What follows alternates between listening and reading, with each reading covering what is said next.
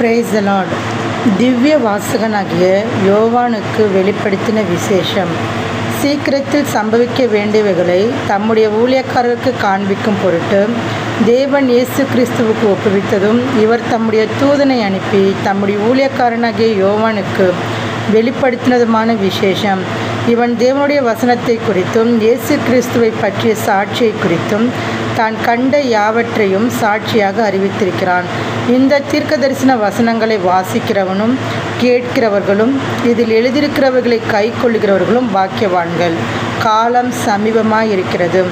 யோவான் ஆசியாவில் உள்ள 7 சபைகளுக்கும் எழுதுகிறதாவது: இருக்கிறவரும் இருந்தவரும் வருகிறவருமானவராலும் அவருடைய சிங்காசனத்திற்கு முன்பாக இருக்கிற 7 ஆவிகளாலும் உண்மையுள்ள சாட்சியும் மரித்தோரிலிருந்து முதற் பிறந்தவரும் பூமியின் ராஜாக்களுக்கு அதிபதியும் ஆகிய இயேசு கிறிஸ்துவினாலும் உங்களுக்கு கிருபையும் சமாதானமும் உண்டாவதாக.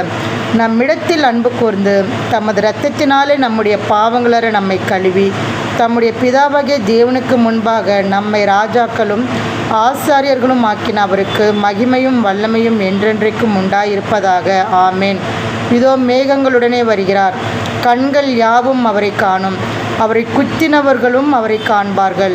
பூமியின் கோத்திரத்தார் எல்லாரும் அவரை பார்த்து புலம்புவார்கள். அப்படியே ஆகும். ஆமேன். இருக்கிறவரும் இருந்தவரும் வருகிறவருமாகிய சர்வ வல்லமையுள்ள கர்த்தர், நான் அல்பாவும் ஒமேகாவும் ஆதியும் அந்தமுமாய் இருக்கிறேன் என்று திருவுளம் பற்றுகிறார். உங்கள் சகோதரனும் இயேசு கிறிஸ்து நிமித்தம் வருகிற உபத்திரவத்திற்கும் அவருடைய ராஜ்யத்திற்கும் அவருடைய பொறுமைக்கும் உங்கள் உடன் பங்காளனுமாய் இருக்கிற யோவானாகிய நான் தேவ வசனத்தின் நிமித்தமும் இயேசு கிறிஸ்துவை பற்றிய சாட்சி நிமித்தமும் பத்மு என்னும் தீவிலே இருந்தேன். கர்த்தருடைய நாளில் ஆவிக்குள்ளானேன்.